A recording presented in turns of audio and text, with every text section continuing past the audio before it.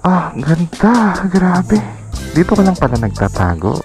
Tagal na kitang hinahanap. Ah, paganda ng paganda yung view mga pre. Para ka nakasakay sa aeroplano. At napakaganda dito during sunset mga pre. Orange yung kalangitan, tapos makikita mo yung yung mga pulang bubong ngayon. Doon ako nakatira. At for today's vlog mga pre, di na tayo kailangan lumayo para masilayan ang nakakamanghang mga view na to. Dito lang yan sa Binangonan, Rizal. At pupuntahan din natin yung mga ibang overlooking view dito, somewhere in Angono na marahil na hindi yung paalam. So tamang-tama to kung naghahanap ka ng side trip o stopover kung papunta ka ng south. So tara, samahan mo kalibutin yung mga magandang tanawin na to dito sa Rizal. Let's go!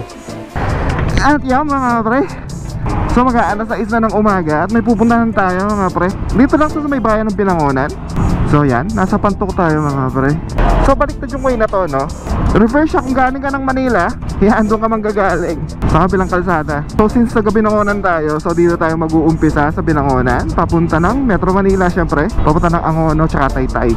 At so Manila East Road to, dire-diretso lang at malapit lang yun dito mga pre.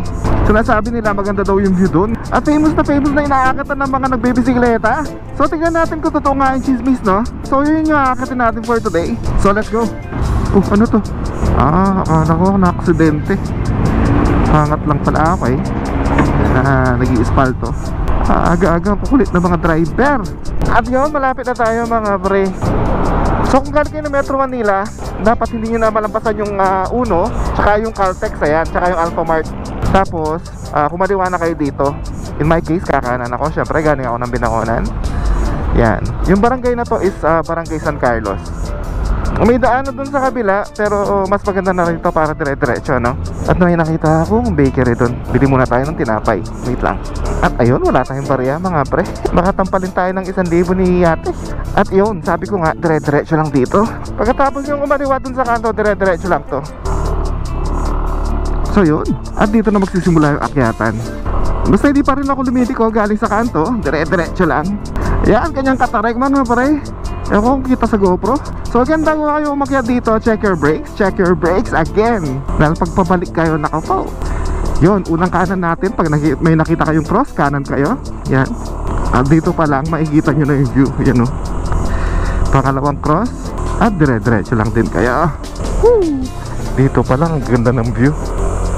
Pangatlong cross. Pang-apat na cross. Kakaliwa muna tayo mga pre. Sa may basketball court, kakaliwa tayo. Aakyat pa tayo syempre. Yan, pang-5 cross. Hindi ko alam pang ilan. Oh, look at that view mga pre. Yan, pang-6 na cross. Basta sundan nyo lang yung mga cross na to mga pre, hindi kayo malilikap. At medyo rough road na dito ng konti. Yan. Basta sundan lang natin yung mga nagja-jogging dito. Nice. Matarik yung akyatan mga pre. So yun. At may siko dito. Hairpin, no? Habang paakyat tayo ng paakyat, paganda ng paganda yung view mga pre. So Marian Hills, kaliwa. Alam ko dito yun eh, yung inaakyatan ng mga nagbibisikleta. At ang daming dito, at ang daming tumatambay, no? Oh, nice. At parang wala na yata dito. Missionaries of Charity Brothers Contemplative Vacation and Foundation Center. Ang bagal magbasa. So yun, dire-diretsuhin lang natin. Tapos makakarating tayo ng Malunggay Pandesal. Saan yung Malunggay Pandesal? Yun, pag dire-diretso natin yun mga pre, may restaurant dito sa pinakataas, sa Hidden Peak Restaurant. Subukan pa natin diretsuhin kung anong meron dito. Yeah, medyo rough road na. At bato-bato yung kalsada. Antenna Hills Bike Stop. So dito na yun, Antenna Hills Bike Stop. Palagay ko wala na, pababa na dito. Yeah, parang private property na to. Subukan natin pumunta dito. Yeah, sa bike stop na to. Ang ganda talaga ng view. Grabe, ang taas pala dito. Tingnan natin kung anong menu yung pinaserve nila dito. Yun, may silog, tapos may kape. Saktong-sakto mga pre. Pwede pumunta ng agahan o kaya ng merienda. Grabe, ang ganda. Wow. Ay, nako, look at this view. Ang ganda. Grabe. Yan. Hindi feeling mataas. Mataas talaga siya mga pre. Sabihin ko sana, feeling mo ang taas-taas mo na. Hindi. As in, matarik talaga siya. So yun, you're going to have the view of Metro Manila mga pre. tsaka ng Cavite banda. Nice. Ang liit ng mga bahay, oh. Para ka nakasakay sa eroplano. Bayan ng Binangonan, Angono, tapos Taytay, Pasig, Taguig, Parañaque, tapos yun Cavite. So yan, Antena Hill Bike Stop. Kung gusto nyo pumunta dito, so tignan natin yung sa taas. Yan, may second floor sila mga pre, para mas maganda yung view. Lalong mas maganda yung view.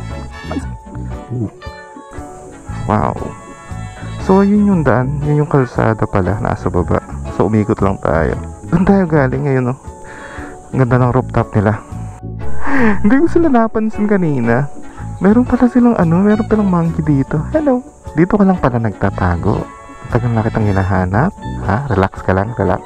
Meron silang mga dragon dito, mga pre. Iguana. Bakit ganyan yung mukha? Suplado. Uy, suplado ka? Dito ka lang tumambay, yun, no? At napakaganda dito during sunset, mga pre. Kulay orange yung makikita mo lahat. Bumaba lang tayo ng konti. Galing tayo dun sa taas. Ayun yung antena. Kaya nga Antena Hill. So yun, dito naman makikita mo yung view ng Binangonan proper, Pangil Island or Talim Island. Pangil Island, saan galing yun? So yun, kitang-kita mo dito yung buong Binangonan, mga pre. Ayan.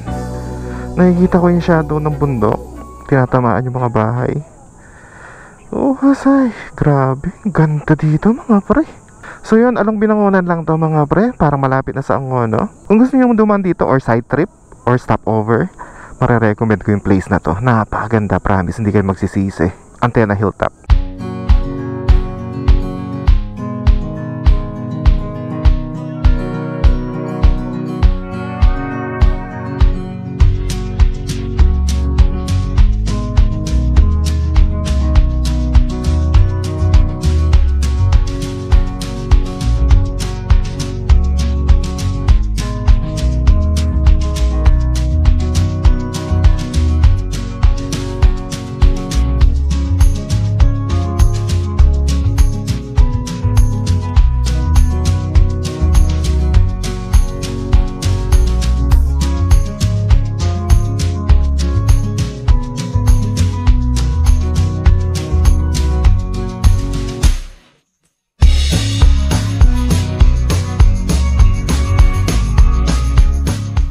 At yun.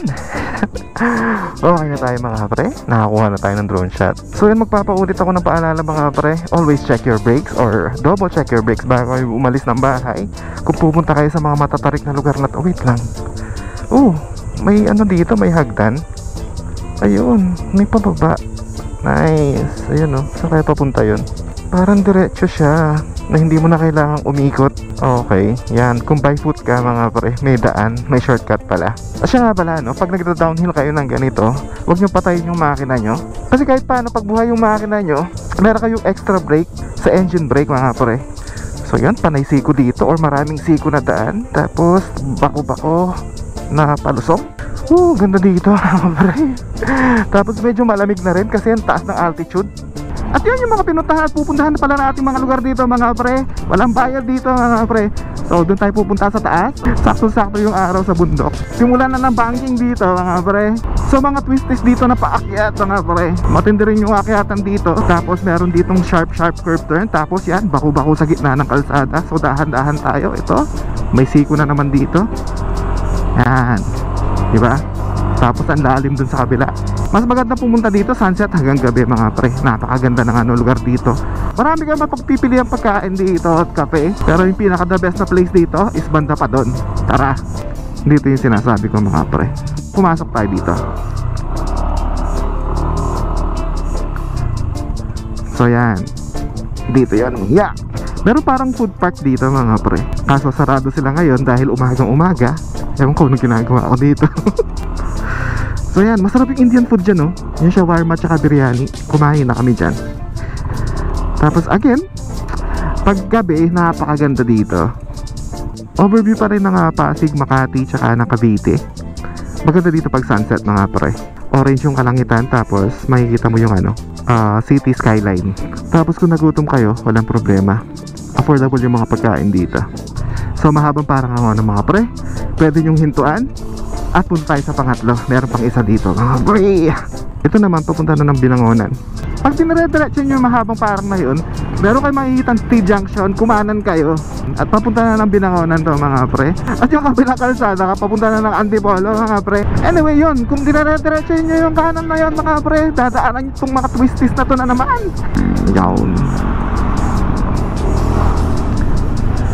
Yan. Eto na yun. Hindi ko alam kung maganda pa yung kuha dito, pero ayan,